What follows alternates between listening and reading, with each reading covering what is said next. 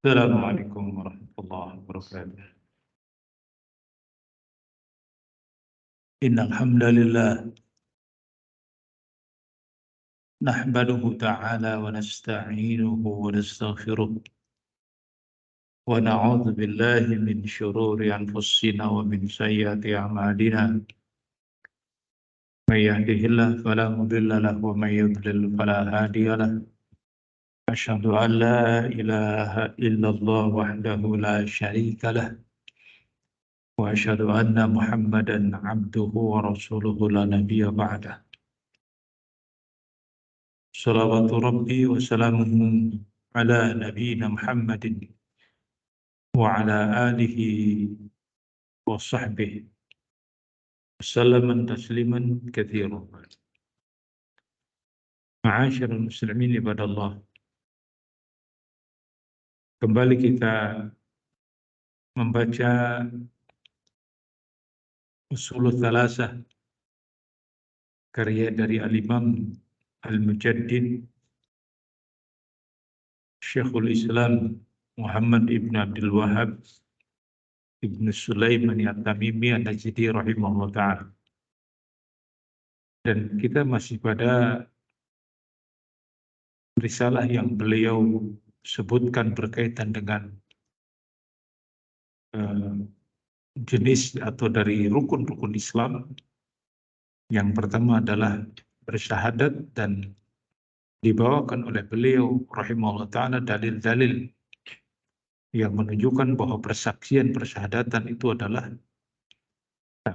perkara yang hendaknya menjadi perhatian kita semuanya kaum muslimin. Mengingat selama ini bentuk persaksian itu hanya sekedar ucapan tanpa ada tuntutan yang harus segera kita penuhi, disebabkan karena memang ucapan itu bukan hanya sekedar ucapan semata. Dan telah lewat penjelasan kita dalil-dalil yang dibawakan oleh Syekh Muhammad Tamimi rahimahullah ta'ala dan dijelaskan sebagiannya oleh Al-Ma'ali Syekh Shalih Al-Fauzan hafizahullah ta'ala. Yang terakhir yang kita baca adalah dalil yang dibawakan oleh beliau yang terdapat dalam surat Ali Imran ayat ke-164 berkaitan dengan seruan kepada ahli kitab. Perintah dari Allah kepada Nabi kita agar menyeru ahli kitab untuk ta'ala ila kalimatin sawa, untuk menuju kalimat yang sama. Apa yang dimaksud dengan kalimat yang sama? Mempersaksikan bahwa tidak ada yang berhak diibadahi melainkan hanya Allah. Karena kajian kita tentang syahadat itu adalah intinya adalah tentang tauhid al-uluhiyah. Menjadikan Allah sebagai satu-satunya zat yang diibadahi. Yang ini semuanya ditolak oleh kaum musyrikin. Mereka tidak menjadikan hanya Allah satu-satunya zat, tapi mereka mengakui bahwa Allah adalah yang menciptakan, Allah yang mengatur alam ini, Allah yang memberi rezeki kepada setiap insan, bahkan terhadap setiap makhluknya. Kalau itu saja belum dikatakan bersyahadat. Sehingga mereka belum dikatakan muslimin. Padahal mereka yakin. Makanya seruan Nabi kita Muhammad SAW. Ayyuhal Quraisy la qulu la ilaha illallah tuflih. Ini menunjukkan bahwa seruan itu adalah seruan untuk mentauhidkannya. Kemudian setelah kita bawakan dalil yang terdahulu, yang dimana Allah memerintahkan kepada Nabi untuk mengatakan, untuk menjelaskan sebagai sebuah dalil. Ya, kita lewati penjelasannya. Syahidallahu annahu la ilaha illa huwa wal malaikatu wal ulul ilmi qa'iman bil qist. Dan itu sebagai dalil bahwasanya Allah yang bersaksikan, demikian juga malaikat dan para ahli ilmu. Maka dalil yang kedua adalah apa yang kita baca pada pertemuan yang telah lalu, yang diserukan kepada ahli kitab. Ya ahlul kitab, ta'ala ila kalimatin sawa. Wahai ahli kitab, maka Allah memerintahkan kepada Rasulnya untuk mengatakan hal itu kepada siapa? Kepada ahli kitab yang saat itu sudah ada. yang menerima dakwah Nabi kita Muhammad Sallallahu Alaihi Wasallam. Apa yang diserukan itu? Kalimatun sawa, kalimat yang sama. Kalimat yang dulu telah diturunkan kepada nabi-nabi mereka dari kalangan ahli kitab. Baik itu Yahudi maupun Nasrani. Sama. Ya. Sama.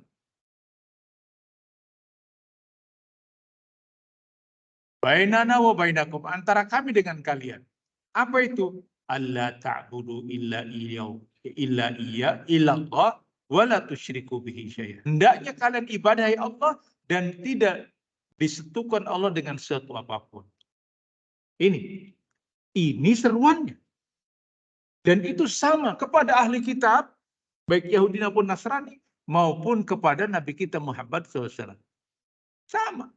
Jadi kalau dikatakan agama samawi, yaitu agama yang menyembah Allah.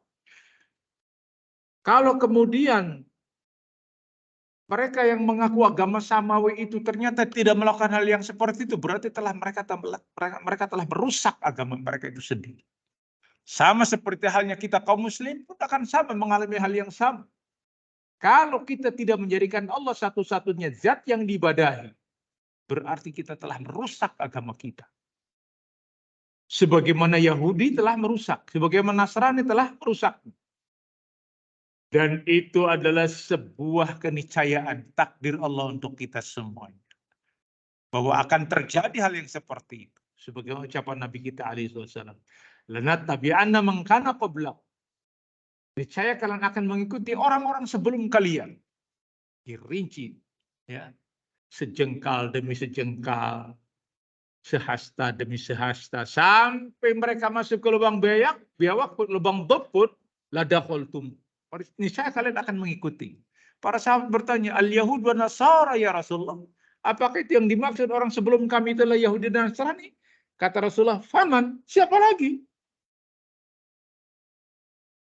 Maka akan diikuti, terutama yang paling pentingnya. Apa itu? Tauhidullah. Dirusak. Rusaknya dengan cara-cara yang demikian halus. Sistematis. Karena syaitannya memang seperti itu ngajari. Dibuat orang dari masa ke masa terus sampai di akhir zaman seperti itu.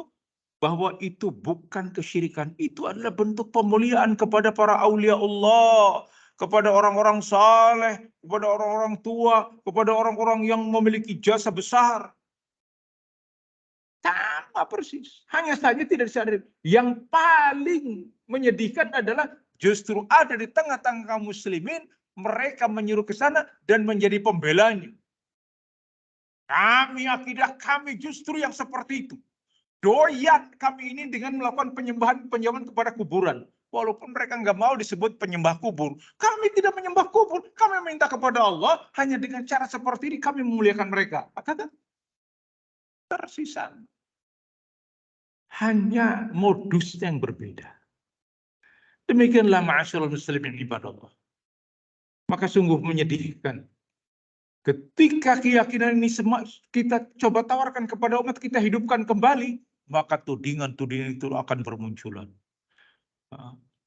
Ekstrim lah, radikal lah, wahabi lah, dan lain sebagainya. Semuanya adalah hanya semata-mata untuk mencari alasan pembenaran terhadap penyembahan-penyembahan kepada kuburan-kuburan orang-orang saleh, apa-apa yang dikeramatkan selama ini. Berarti Anda menuduh musyrik. Ini beda. Bukan menuduh, kita sedang menjelaskan secara ilmiah. Adapun mentakyid, menetapkan kamu ini syirik, itu bukan perkara yang gampang. Itulah adilnya ahlus sunnah. Tidak sebagaimana mereka yang sering menuduh kepada ahlus sunnah sebagai aliran sesat, Wahabi dan lain sebagainya. Itu tuduhan-tuduhan yang sangat mengerikan. Tuduhan-tuduhan yang kelak mereka akan diminta pertanyaannya di hadapan Allah Subhanahu wa taala. Nah, sembarangan itu. Sedangkan kita tidak melakukan tuduhan, menjelaskan secara ilmu, inilah dasarnya. Adapun orangnya tersebut, bagaimana apakah dia melakukan kesyirikan? Harus ada iqamatul hujjah dulu. Tegaknya hujjah, ada ta'lim, ada nasihat, dan lain sebagainya. Sampai mereka menyatakan, kami memang menyembah kuburan seperti itu. Sudah. Urusannya nanti pemerintah yang menetapkan untuk menghukumnya, bukan kita. Jadi kita tidak sembarangan untuk melakukan tuduhan-tuduhan. Tidak sebagaimana para pengobar hawa nafsu dan para penyembah kubur yang menuduh Ahlus Sunnah sebagai kelompok-kelompok sesat. Beda kan? Beda sekali. Ini harus dipahami. Ini yang harus dipahami oleh umat. Jangan sampai kemudian mereka termakan dengan isu-isu murahan yang coba untuk menjauhkan umat dari tauhidullah. Agar mereka tidak suka, dijauhkan.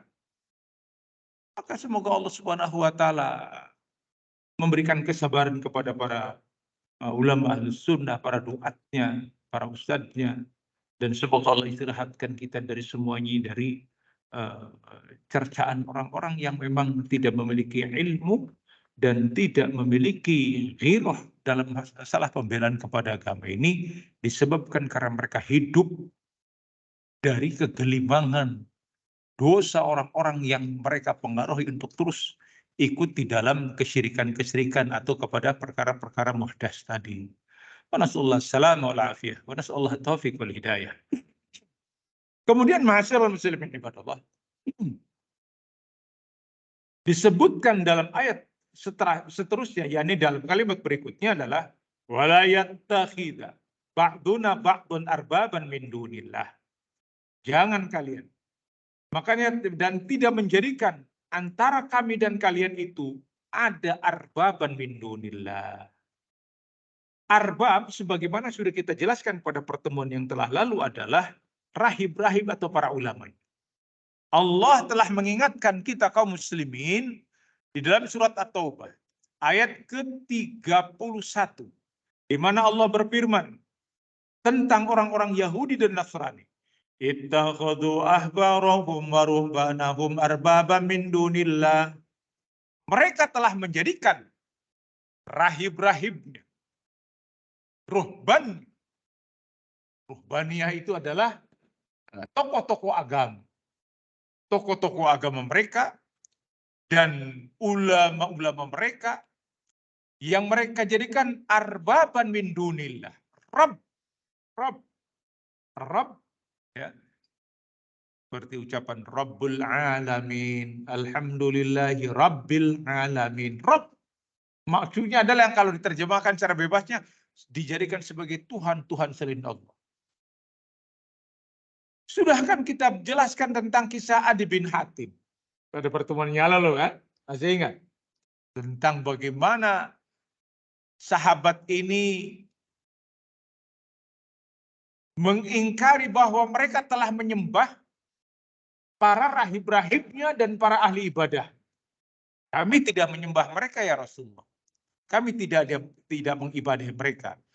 Namun kata Rasulullah, bukankah ketika mereka mengharamkan apa yang Allah halalkan, kalian pun ikut menghalalkan?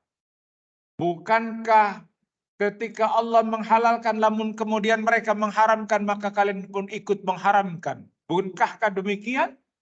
Maka kata Adi bin Hatim, bala ya Rasulullah, itulah kalian melakukan penyembahan kepada mereka. Maka oleh Syekh Fauzan disebutkan, wattakhadul ahbar warruhban min dunillah bayyanahu Rasulullah sallallahu alaihi wasallam fi annahu ta'atihi. Ta'atuhum fi tahlilin ma harramallah. Menjadikan rahib-rahibnya dan ruhbannya sebagai sesembahan selain Allah dijelaskan oleh Nabi kita Muhammad SAW pada perkara bahwa mereka itu mentaati para rahib-rahib tadi, para ulama-ulama tadi, tahlilun ma harramallah, menghalalkan apa yang Allah haramkan, wa tahrim ma ahalallah, dan menghalalkan apa-apa yang diharamkan oleh Allah Subhanahu wa taala atau sebaliknya. Kata penulis footnote, yakni di footnote disebutkan nazar atau undur. Lihatlah hadis Adi bin Hatim yang tadi kita baca. Adi bin Hatim radhiyallahu taala anhu, alladzi akhrajahu Tirmidzi, yang dikeluarkan oleh Al-Imam At-Tirmidzi. Di mana Rasulullah SAW bersabda, amma innahum la yakunu ya'budunahum walakinahum kanu idza ahalu lahum syai'an istahalluhu wa idza harramu alaihim syai'an haramuhu. Adapun mereka lam yakunu ya'budunahu, tidak nyembah seperti ruku dan sujud. Tidak melakukan seperti itu, kata Rasulullah SAW. Walakin akan tetapi yang dimaksud mereka telah menjadikan sesembahan-sesembahan selain Allah itu adalah kanu idza ahalu lahum syai'an istahalu. Jika mereka menghalalkan sesuatu, maka para pengikutnya menghalalkan. Dan apabila para rahib-rahib itu mengharapkan sesuatu, maka para pengikutnya mengharamkan. Ini yang dikatakan ittakhadhu ahbarahum arbaban min dunillah. Maka ma'asyiral muslimin ibadallah, bisa jadi kondisi ini terjadi pada kaum muslimin. Di mana kaum muslimin mengikuti apa yang dikatakan oleh para tokoh-tokohnya. Kalau kata tokohnya tidak apa-apa, enggak apa-apa, maka mereka pun melakukannya. Oh, ini kan kata fulan, kata syekh fulan, kata ulama fulan, kata ustadz fulan, kan enggak apa-apa. Kata Al-Qur'annya hendaknya para wanita itu mengenakan jilbab-jilbab mereka untuk mengelurkan pada tubuhnya, pada bagian kepala dan sampai kepada bagian tubuhnya. Kata ulama ini, enggak apa-apa, pasir enggak apa-apa, tidak ada dalam Al-Qur'an perintah untuk mengenakan jilbab. Kemudian orang-orang mengikutinya, diikuti oleh anaknya, diikuti oleh istrinya, diikuti oleh para pengikutnya, oleh para followernya. Apa yang dikatakan? Ini menentang apa yang Allah halalkan atau yang haramkan, mereka menghalalkannya dan semuanya ikut. Terjadi di tengah-tengah kaum muslimin. Yang namanya saf wanita itu di belakang, sebaik-baik wanita, safnya wanita adalah perempuan adalah di belakang. Dan sejelek-jeleknya adalah paling depan. Sehingga kalau saf wanita, yang di saf itu di belakang dulu penuhi. Yang datang belakangan ke depan. Beda dengan laki-laki. Sebaik-baik saf laki-laki adalah di depan. Yang paling jeleknya adalah paling belakang. Kenapa? Yang paling belakang lebih dekat kepada perempuan. Perempuan yang safnya paling depan lebih dekat kepada laki-laki. Karena memang harus terpisah. Muncul Syekh Panji Gumilang dari Al-Zaitun, safnya boleh perempuan di depan, ya koplak namanya. Koplak. Nah, kita harus jelaskan masalah ini kepada umat agar umat tahu bahwa itu mengharamkan apa yang telah Allah halalkan dan menghalalkan apa yang telah Allah haram. Melalui lisan Rasul. Sama saja. Lihatlah ma'asyiral muslimin ibadah. Ini terjadi tengah-tengah kaum muslimin. Maka apakah kita biarkan? Maka kita bicara. Adapun urusan yang menentukan, ya biar pemerintah. Mau ditutup oleh pemerintah. Mau kita hanya menyampaikan, wahai Umaro, ini sudah menyimpang jauh. Apalagi dengan berbagai tingkah dan lakunya yang sangat yakni bertentangan dengan akidahnya kaum muslimin. Seperti itulah. Maka terjadi ma'asyiral muslim. Dalam bentuk yang lainnya banyak kita dapati di tengah-tengah kaum muslimin. Apa yang tidak disyariatkan oleh agama ini, kemudian mereka mensyariatkan. Al-Quranul Karim. Allah perintahkan dibacakan untuk orang yang hidup. Yunziru man kana hayyan wa yahiqqal qawlu 'alal kafirin. Al-Quran itu peringatan buat siapa? Buat orang yang hidup. Kemudian oleh sebagian manusia dibacakan kepada orang yang mati. Kepada orang yang mati. Tidak apa-apa nyampe akan didengar oleh orang-orang yang mati itu. Karena Allah menyatakan bahwa mereka ahyanan. Wala taqulu lima yuqtalu fi sabilillahi amwat bal ahya. Bahkan mereka hidup mendengar ucapan dari mana? Kalau tidak ngerti, lihat bagaimana praktek Rasulullah SAW terhadap ayat ini. Apakah ada di zaman Nabi? Di zaman Rasul? Dibacakan Al-Quran kepada orang yang mati? Ya memang tidak ada di zaman Rasul. Tapi kan ini mulai menunjukkan bahwa terjadi pembangkangan, pendurhakaan kepada Rasulullah Sallallahu Alaihi Wasallam. Tujuannya apa? Duniawi, cuan. Tujuannya cuan. Enggak usah malu-malu, enggak usah jangan jual-jual. Jujur saja, cuan. Kalau jujur saja cuan, itu lebih selamat.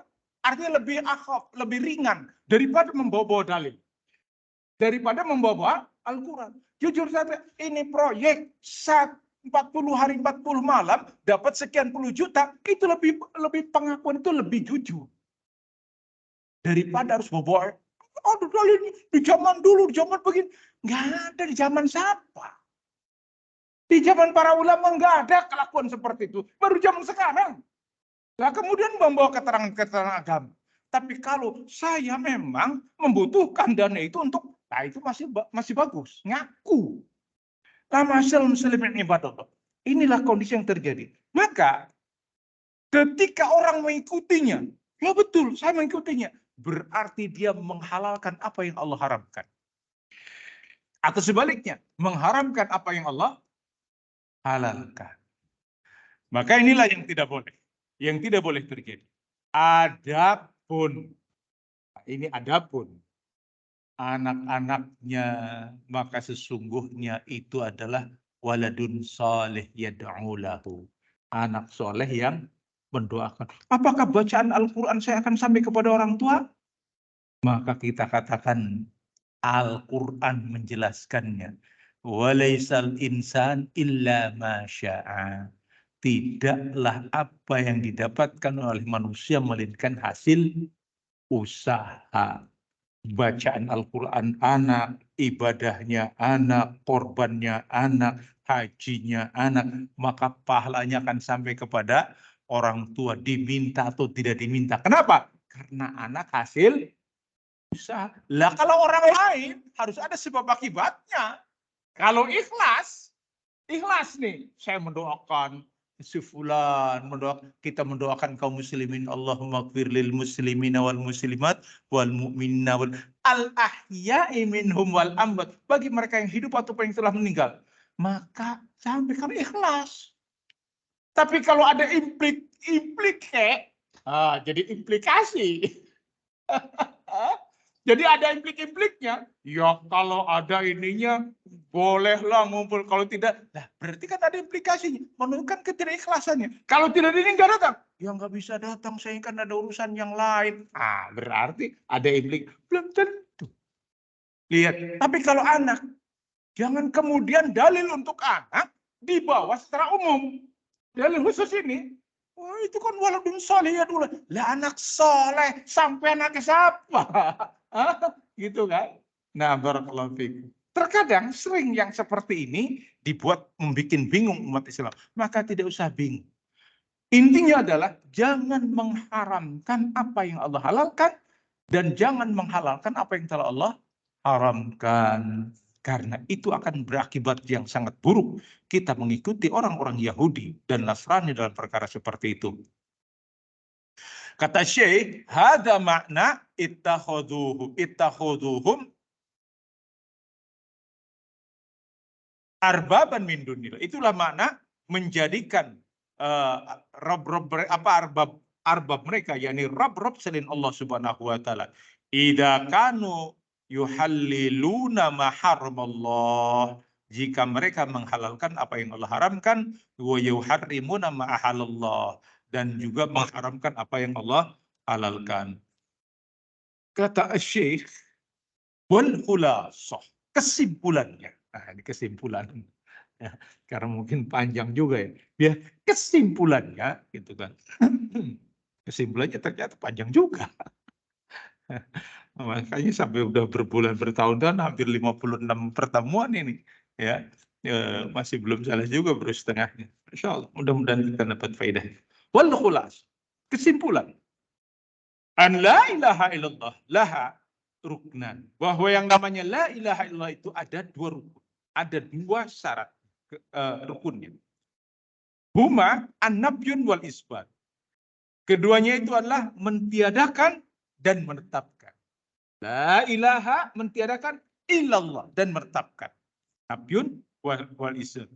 Fa idza qila laka, apabila dikatakan kepada engkau, ma hiya arkan la ilaha illallah, apa itu rukun la ilaha illallah? Panaqul, maka kita katakan nafyun wal isbat. Rukunnya la ilaha illallah itu ada dua, mentiadakan dan menetapkan.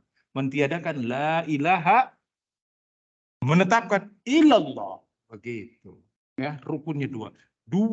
Kedua hal ini tidak boleh salah satunya, sebab ada dari kalangan tarekat sufiyah hanya menetapkan saja ketika zikir illallah illallah illallah illallah illallah illallah illallah gitu, hanya Allah hanya Allah hanya Allah, dan kemudian disingkat lagi Allah Allah Allah Allah gitu. Zikirnya hanya itu saja. Ada? Ada. Jadi bukan omong kosong yang dikatakan Syekh, terjadi tengah-tengah kita. Ada yang mentiadakan la ilaha la ilaha la ilaha. Ada yang mengatakan illallah illallah illallah, ada yang mengatakan Allah begitu. Nah, ini seakan-akan hanya menetapkan saja, tidak bisa, harus ditiadakan. Sesembahan itu secara batin dan secara zahir. Secara batin kita berkeyakinan tidak ada yang sembahan, tidak ada yang berhak diibadah. Ya. Tidak ada yang berhak untuk diagungkan, mau tempat keramat apapun, mau sudah ada SK-nya, tempat keramat apa gitu kan.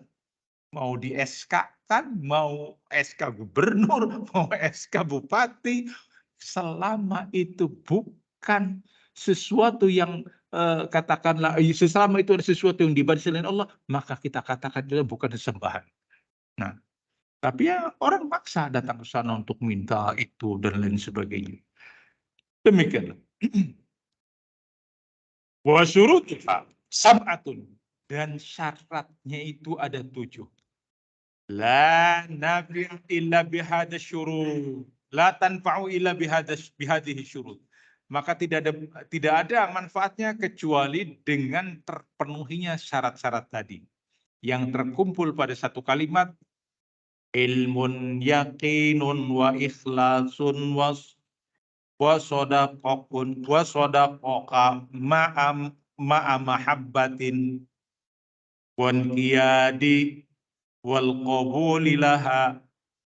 Ilmu, yakin, ikhlas, jujur, cinta, kemudian terikat, serta al-qabul. Ada 7 syarat. Ini yang dikatakan syurut, syarat mengucapkan la ilaha illallah. Sudah ada syaratnya. Enggak sembarangan. Kan ada istilah, miftahul jannah la ilaha illallah, katanya begitu. Kunci surga itu adalah la ilaha illallah. Kata Al-Imam, wallahu alam, itu dinisbatkan kepada yakni Al-Imam Ibnu Sirin. Iya betul, kunci surga itu la ilaha illallah. Akan tetapi setiap kunci memiliki gerigi. Kita punya kunci kan ada. Enggak, kunci itu tidak langsung lurus saja, kecuali kunci yang keyless sekarang itu kan. Tapi kunci-kunci taruh keyless juga tetap aja aturannya harus bisa matching dengan. Tapi yang namanya kunci, kita kunci mobil, kunci motor, kunci rumah, ya kan, pasti ada geriginya kan. Lah, itulah yang dikatakan syarat-syarat tadi, gerigi-gerigi tadi. Akan kita baca, karena memang ini adalah perincian dari Syekh. Ya, karena yang mensyarahnya itu adalah Syekh Fauzan, maka Syekh Fauzan menjelaskan seperti itu. Maka syarat yang pertama adalah al-ilm. Memiliki ilmu. Dodul jahl, lawan dari jahl. Seseorang tidak akan mungkin mengucapkan la ilaha illallah dengan benar kecuali dengan ilmu.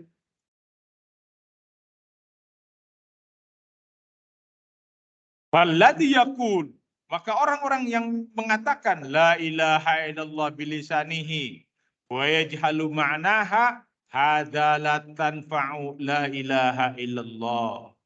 Maka seseorang yang mengucapkan la ilaha illallah dengan lisannya tapi tidak ngerti maknanya, tidak ngerti, tidak paham. La ilaha illallah. Ucapannya kemana? Memahaminya kemana? Maka kata Syekh, adalah yanfa. Tidak manfaat dan manfaatnya. Dari ucapan tadi. Tidak ada manfaatnya. Kayak orang, ya mungkin terlalu ekstrim kalau saya bilang itu adalah bagian sesuatu yang ngelindur. Tahu orang lindur? Orang mau tidur, tapi ngomong, dibangunkan, kamu ngomong apa? Nggak tahu, lain nggak ngerti. Itu terlalu ekstrim perbandingan itu. Intinya, seseorang yang mengucapkan la ilaha illallah, itu harus mengerti maknanya. Harus mengerti. Makna yang terkandung padanya pun harus dipahami. Makna secara lafaz, la ilaha illallah. Tidak ada yang berarti. Tidak ada ilah. Siapa ilah itu maklum? Sesuatu yang dianggap bisa mendatangkan kebaikan atau yang bisa menolak bencana. Atau yang bisa menolak kejelekan. Itu. Maka ketika seseorang berkeyakinan tidak ada, menetapkan hanya Allah, itu berarti dia mengerti maknanya. Sehingga dari hadis Utsman bin Affan disebutkan, man mata wa huwa ya'lamu annahu la ilaha illallah dakhala jannah. Barang siapa yang meninggal, yang mati, dalam keadaan dia paham tentang maknanya la ilaha illallah, dakhala jannah, akan masuk surga. Jadi ngerti maknanya. Orang yang ngerti maknanya itu adalah begini. Ketika dia mengerti dari ucapan itu, tidak ada yang berhak untuk diibadahi, maka dia tidak akan melakukannya kepada selain Allah. Kalau dia melakukannya, berarti dia nggak paham itu ucapannya. Bang, buktinya, saya minta masih kepada kuburan keramat, masih kepada sesuatu yang dikeramatkan, masih kepada pohon itu, masih berkeyakinan bahwa ini ada penghuninya. Apalagi penjaratan pekuburan kita kan pohonnya gede-gede. Waduh, orang datang wis ndredeg dikit ya. Anak kamen TNI. Anak penunggu akhirnya nyuguh kepada penunggu tadi. Berarti kita masih berkeyakinan. Pindah rumah. Ini akeh setan. Jadi pribadi setiap pintu masuk harus diadani. Waya maghrib adzan. Adzan apa? Adzan ya pakai hadis. Cuma salah penerapan, itu masalahnya di situ. Apabila dikumandangkan adzan itu, maka syaitan akan lari dalam keadaan durratun, terkentut-kentut. Prat-prat gitu lah. Lah, kalau kita adzan di rumah yang mau kita masuki, berarti syaitan itu pergi. Ini kan beda maknanya. Itu yang dimaukan adzan sholat. Ketika kita sedang mau mengundangkan seperti tadi maghrib, itu syaitan. Bukan kemudian dikiaskan. Jadi kalau rumah yang dikumandangkan adzan dan kemudian sholat di situ, maka rumah itu akan kosong dari syaitan. Ini kan nggak ketemu. Dalilnya sahih, tapi diterapkan pada bukan perkara yang sebenarnya. Yang paling repotnya itu adalah rumah yang dia pindahin di depan masjid. Masjidnya adzan, di rumahnya itu azan. Orang-orang sholat ke masjid, dia mereka sholat di rumah. Kan ini bingung itu. Dan itu dipimpin oleh tokoh agama. Bayangkan. Tokoh, itu hanya fitnah. Ya saya tahu sendiri dengan mata kepala sendiri, saya tahu. Kita mengisi talim pengajian maghrib di satu komplek perumahan. Itu ada rumah baru pindah. Kok adzan? Ini kita sudah adzan. Ya Ustaz, itu adzan. Ya subhanallah, bayangkan. Apa yang seperti ini kan terjadi sesuatu yang sifatnya tanakud dengan apa yang kita ketahui dari agama ini. Memenuhi panggilan azan, bagaimana orang-orang sekampung datang ke rumah tersebut? Ya, pintu rumahnya ada 8, berarti orang 8 orang yang azan di sana. Kayak Masjid Agung. Dia pantau. Allah musta'an. ini yang terjadi. Siapa yang melakukannya? Kaum muslimin. Apakah mengikuti bimbingan Rasul? Nah, kita katakan Rasul tidak pernah melakukan bimbingan. Wah, memang Nabi tidak ada. Tapi kan ini bagus. Ya, alasannya senantiasa seperti itu. Tapi kan bagus, azan. Di situ ada sholat. Ya, sesuatu yang susah untuk kita jelaskan hukumnya, untuk kita jelaskan, kasih hujah. Karena memang seperti itu sudah.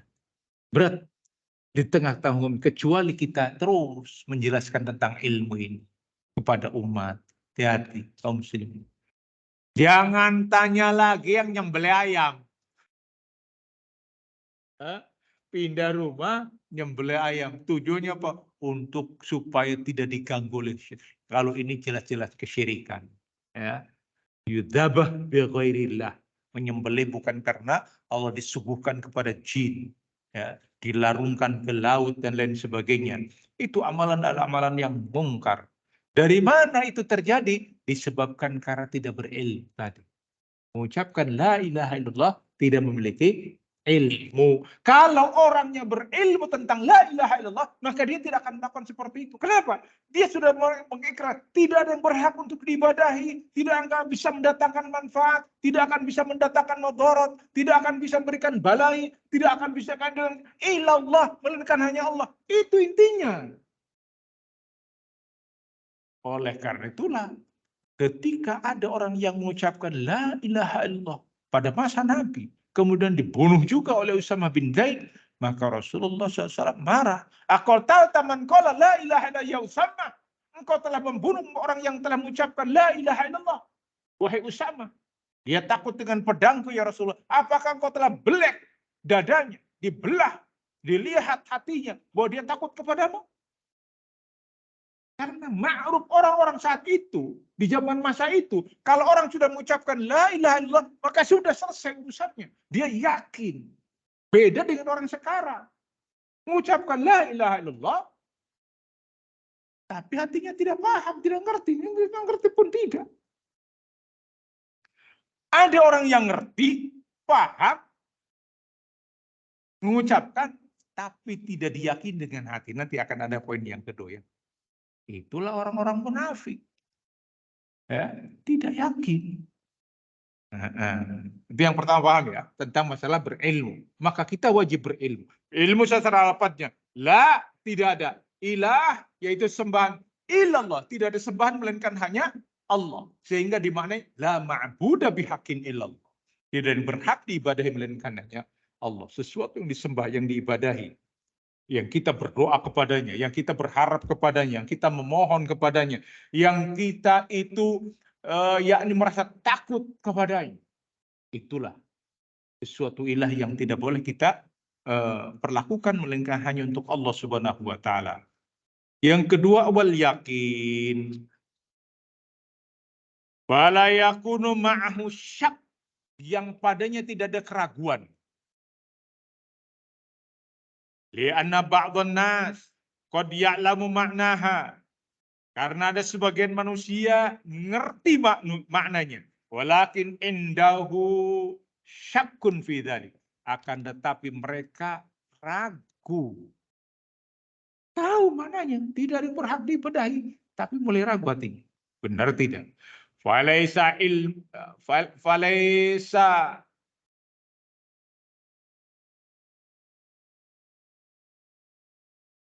yang padanya tidak ada ilmu bisahih dengan sahih. Labuda an yakuna indahu yakin bila ilaha illallah wa annaha haqqun.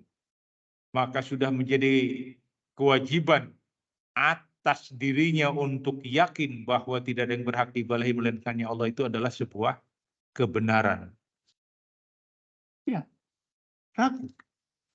Banyak orang-orang yang ragu dan kebanyakan dari mereka di antaranya orang-orang munafik. Orang munafik mengucapkan la ilaha illallah, sholat bersama Nabi, tapi mereka adalah orang-orang yang ragu, yang tidak yakin benar tidak apa yang dibawa oleh Muhammad ini. Idza qamu ila sholati qamu kusala. Jika mereka menegakkan sholat, sholatnya pun mereka malas-malasan. Sholat, katanya sholat akan begini-begini, tapi akhirnya mereka malas. Malas. Kalaupun sholat, mereka yura'unan nas, hanya untuk dilihat oleh manusia. Nah, saya ragu dengan apa yang dibawa oleh Nabi kita Muhammad Sallallahu Alaihi Wasallam.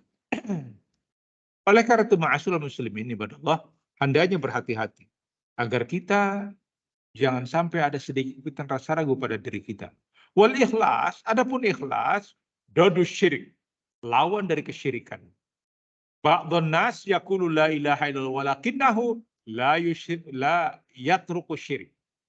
Ada sebagian manusia mengucapkan la ilaha illallah, akan tetapi mereka tidak meninggalkan kesyirikan. Tidak meninggalkan kesyirikan. Mislama huwal waqi'ul an inda ubadul kubur. Yang contoh paling mudah yang bisa kita temui pada masa-masa sekarang ini adalah apa yang dilakukan oleh para penyembah kubur. Dengan dalih ziarah. Itu kan kita ini wisata ziarah, wisata rohani. Aduh, Masya Allah. Bagus kan? Bagus. Wisata rohani. Tujuannya apa? Ya datang ke kuburan-kuburan, nanti kuburan ini, nanti kuburan. Apalagi orang yang berangkat haji kemarin-kemarin itu. Sebelum ziarah sebelum ziarah ke Tanah Suci, dikelilingkan dulu. Dikelilingkan dulu. Nah, jadi ada biaya tambahan. Masya Allah. Ya haji kita tuh Masya Allah, omber-omber. Iya. Oh nih ke sana, kemari kelilingkan dulu. Coba. Iya, karena kita mau berangkat ke Tanah Suci, kita belum mendapat izin, kita belum minta izin kepada para aulia Allah di negeri kita ini. Minta izin, itu namanya nggak sopan. Harus dulu minta widi dan lain sebagainya. Terjadi yang terjadi, orang keliling ke sini, ke sini, ke sini, ke sini, sampai kemudian mereka jatuh.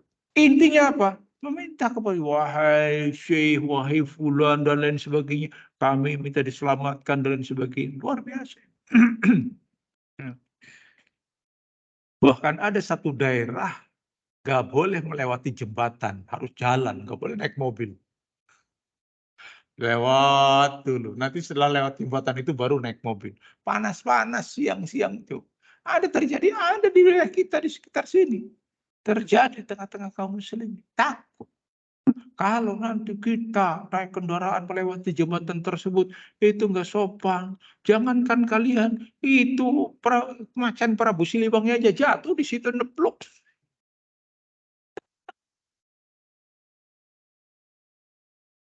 Ini sudah ya Allah yang seperti itu ada di tengah-tengah kaum muslimin. Ya, yang melakukannya kaum muslim, orang mau berangkat haji itu perkara yang besar.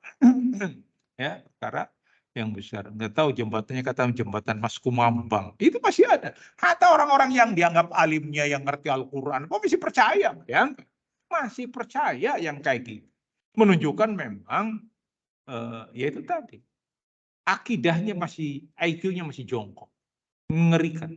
Kasihan umat Islam. Kalau yang ditokohkan seperti itu bagaimana dengan umat? Maka keikhlasan itu yang dimaksud ikhlas adalah semata-mata karena Allah, semata-mata dalam rangka untuk mensucikan Allah dan tidak mensyirikan. Ya, tidak mensyirikan.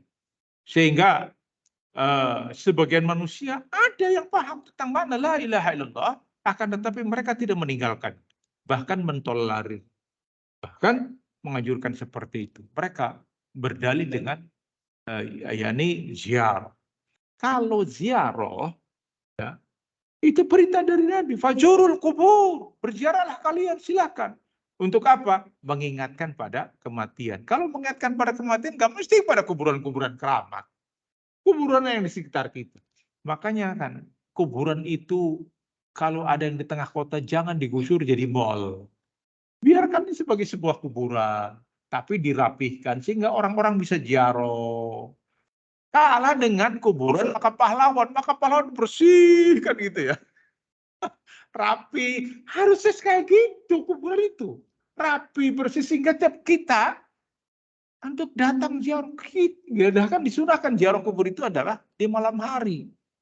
Di malam hari itu apa? Untuk mengingatkan bahwa kita akan seperti itu. Bahwa ini kan justru kita dibikinnya kayak mati, sesuatu yang serem gitu kan. Sehingga bagaimana orang mau ziarah kubur, seram situasinya, gelap, takut itu, ya wajar. Padahal nggak seperti itu. Untuk apa? Untuk mengingatkan kematian, kita akan seperti ini nanti, kita akan dikubur, kita akan sendirian, kita akan diantar orang, kita akan demikian dan demikian. Itulah ma'asyiral muslimin Allah, hendaknya dipahami oleh kita semuanya agar kita paham tentang hakikat dari apa yang dimaksudkan dengan ilmu dan dengan yakin kita mengucapkannya. Allah alam shawab. Masih ada beberapa poin, insyaallah akan kita lanjutkan pada pertemuan yang akan datang. Allah alam shawab. Wassalamualaikum Muhammadin wa ala alihi wasallam. Assalamualaikum warahmatullahi wabarakatuh.